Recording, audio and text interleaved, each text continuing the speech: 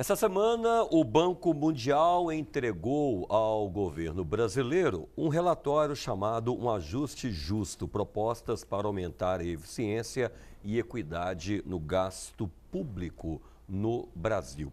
Esse relatório, ele traz propostas envolvendo 8 setores. E para falar sobre este assunto, e em especial as propostas apresentadas para a educação brasileira, nós estamos recebendo nesta edição do TVU Notícias o professor Ulisses Azevedo Leitão, chefe do Departamento de Ciências Exatas aqui da Universidade Federal de Lavras. Professor Ulisses, boa noite, obrigado pela presença. Obrigado, Luciano, é um prazer estar aqui, queria cumprimentar os nossos telespectadores, é sempre uma honra estar aqui na TV. Muito obrigado pela presença, professor. Professor, uma notícia de bastante impacto esta semana sobre esse relatório do Banco Mundial, né? Como que o setor da educação recebeu essas informações?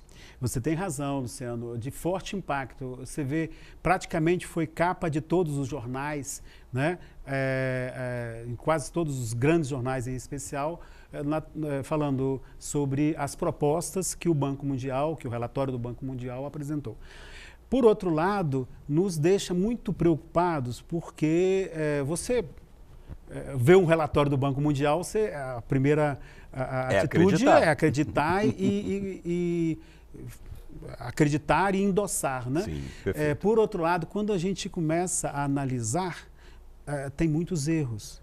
Então, isso põe em xeque a credibilidade do relatório apresentado. E em linhas gerais, professor, qual é a principal proposta ligada à área da educação superior gratuita no Brasil?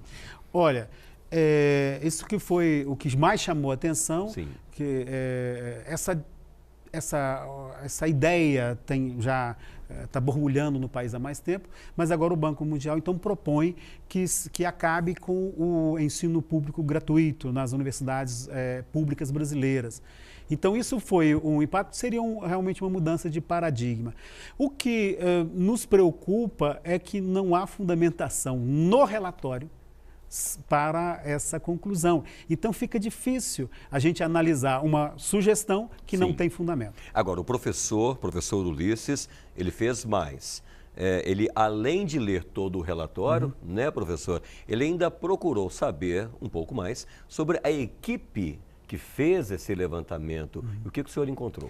Olha, são mais de 50 pessoas participando desse projeto, e quando você pega a equipe principal, que são aproximadamente 27 pesquisadores do Banco Mundial, lá se colocam somente 3 como especialistas na área de educação. Sim. E quando a gente olha o currículo Lattes deles, é bem magrinho.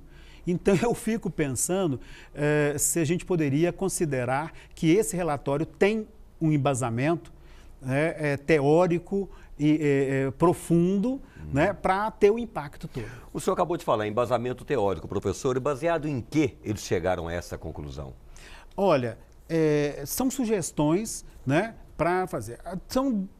Eu queria destacar, porque eles analisam, eu não estou querendo falar sobre todas as áreas. Sim, a área de educação, eles analisam. Eu queria trazer 2 exemplos de erros. 2 pontos. 2 pontos. Pois não, nesse documento, eles apresentam lá coisas do tipo: salários iniciais dos professores de ensino básico encontram-se em linha com níveis internacionais. Ora, você falar que o salário do professor do ensino, da educação básica, ensino básico e fundamental no Brasil, está alinhado, todo mundo até desconfia de que está errado. E realmente eles pegam aqui um gráfico selecionando, e eu fui procurar o documento original do qual eles se basearam, que é esse Education at a Glance, né, que é um relatório da OCDE, e aí a gente tem lá os salários. Né? E aí, quando a gente olha aqui... Uma comparação, né, professor? A comparação desses 40 pontos, o Brasil aqui é o penúltimo pior salário. E, para vocês terem uma ideia, é alguma coisa como 2,5 vezes menor, 2 vezes menor do que o México, Sim. 2,5 vezes menor do que a Turquia, 3 vezes menor do que Portugal. Então, eu não entendo como que um relatório do Banco Mundial vem falar que o salário do professor, porque eles querem economizar, né? Ou são da área financeira, tá certo? São da área de economia. Sim. Tudo bem, mas eles querem economizar. Agora, como que você pode economizar? A partir de uma constatação de um dado que claramente destoa da realidade, para não dizer coisa mais drástica. Agora, professor, é importante destacar também, o senhor infinitamente sabe muito mais do que nós, da importância do ensino público e do investimento que foi dado a esse setor nos últimos 40 anos, né, professor?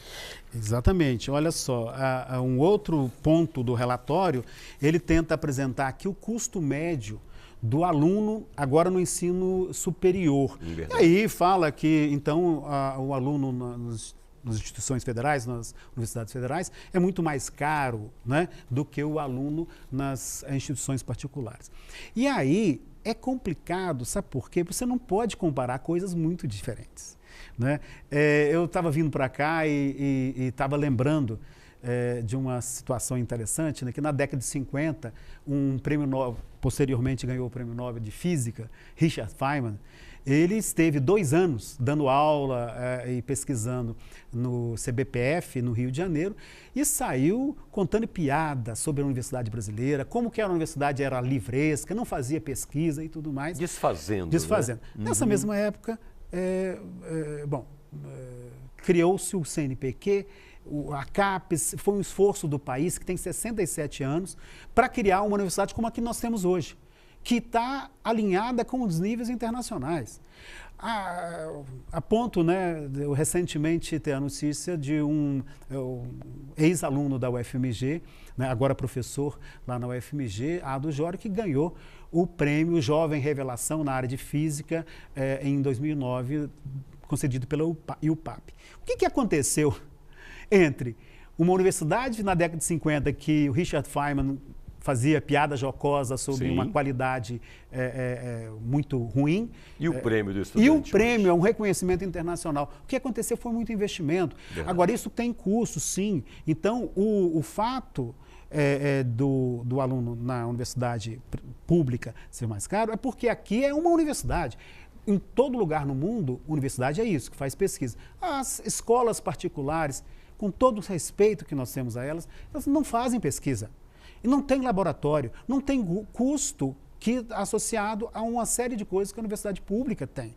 Então, você não pode querer falar, a menos que o objetivo desse relatório seja acabar com a pesquisa no Brasil, para que a gente continue dependendo sempre de importar e pagar royalties de tecnologia externa. Agora, professor, diante do impacto que essa notícia trouxe a toda a nação, a educação brasileira, na opinião do senhor, qual o próximo passo? Como o governo vai receber esses dados? Olha, o próximo passo está com o telespectador. Porque a sociedade tem que discutir isso com clareza. Quer dizer, eu posso tomar uma decisão de inviabilizar um esforço da nação de mais de 70 anos para criar uma universidade com qualidade, para agora vir em cima de dados errôneos, tomar a decisão de acabar com essa universidade? É verdade. Eu sei que alguns telespectadores podem estar pensando assim, não, mas é justo mesmo, quem sabe tenha que pagar. Ora,